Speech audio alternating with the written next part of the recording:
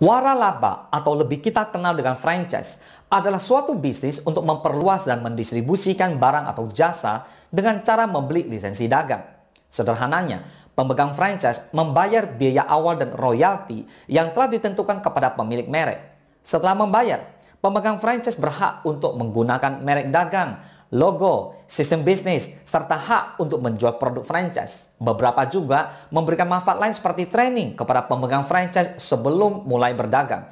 Konsep waralaba ini dapat menjadi peluang usaha yang bagus dan menjanjikan bagi para pelaku bisnis yang ingin membuat usaha, namun tidak ingin memulai usaha tersebut dari nol. Sebelum memulai bisnis yang satu ini, ada baiknya kamu memperhatikan dulu kelebihan dan kekurangannya. Let's talk about it.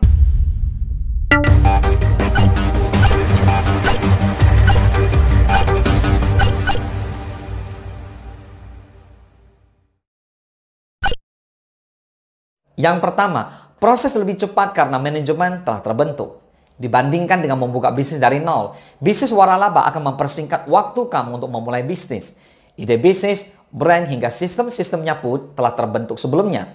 Jadi pemegang franchise hanya tinggal menjalankannya saja tanpa harus pusing memikirkan persiapan bisnis dari awal. Yang kedua, training dan panduan dari pemilik waralaba. Umumnya, pemilik waralaba akan memberikan training kepada para pemegang franchise sebelum mereka menjual produk atau jasanya. Selain itu, pemilik juga akan memberikan panduan dan rekomendasi berbagai macam hal kepada pemegang franchise. Semuanya dilakukan untuk mempertahankan reputasi bisnis agar berjalan sesuai standar yang telah ditentukan dan memudahkan pemegang waralaba untuk menjalankan bisnisnya. Yang ketiga, merek sudah dikenal. Yang paling menggiurkan dari bisnis waralaba adalah dari sisi merek atau brand. Mungkin tujuan utama para pemegang franchise adalah merek yang mereka jual sudah banyak dikenal masyarakat. Promosi yang sudah dilakukan pun akan jauh lebih mudah karena merek sudah memiliki nama dan pasarnya sendiri.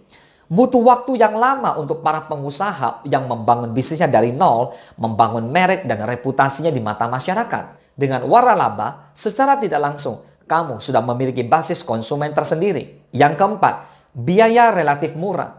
Dengan membuka bisnis waralaba, maka kamu tidak perlu pusing untuk memikirkan bagaimana caranya memasarkan bisnis kamu karena pemilik franchise sudah menyiapkan strategi tersendiri untuk memasarkan bisnis tersebut.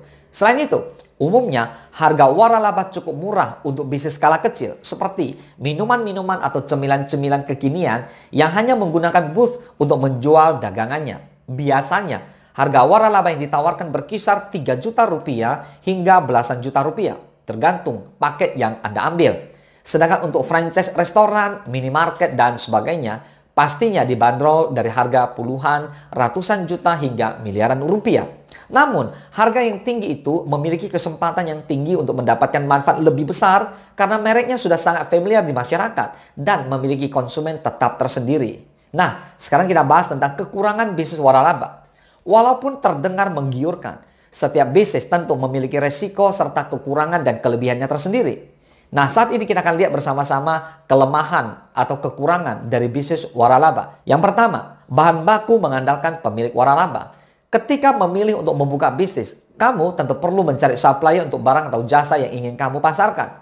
Tentunya dengan harga yang terjangkau dan kualitas baik. Namun, jika kamu menjalankan bisnis waralaba, kamu wajib menggunakan supplier yang telah ditentukan oleh pemilik franchise. Kesepakatan tersebut juga sulit berubah atau bahkan tidak dapat dirubah karena biasanya telah tertulis dalam kontrak sejak awal. Yang kedua, inovasi terbatas. Saat memiliki bisnis tertentu, tentunya kamu ingin membuat inovasi-inovasi baru agar menarik lebih banyak pelanggan.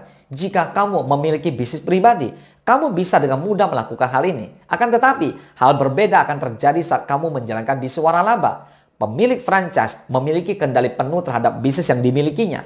Jadi, kamu harus mengikuti segala ketentuan dan peraturan yang telah disepakati sejak awal. Inovasi yang ingin kamu terapkan pada bisnismu mungkin akan sulit diaplikasikan karena membutuhkan persetujuan dari pemilik mitra terlebih dahulu. Yang ketiga, sistem bagi untung.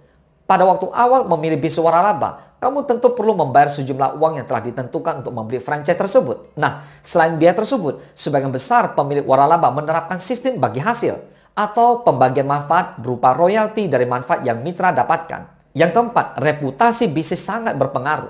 Yang terakhir adalah reputasi bisnis. Agar lebih mudah dipahami, asumsikan dengan cara seperti ini. Selama dijalankan, semua bisnis tentunya memiliki risiko dan permasalahan yang akan dihadapi.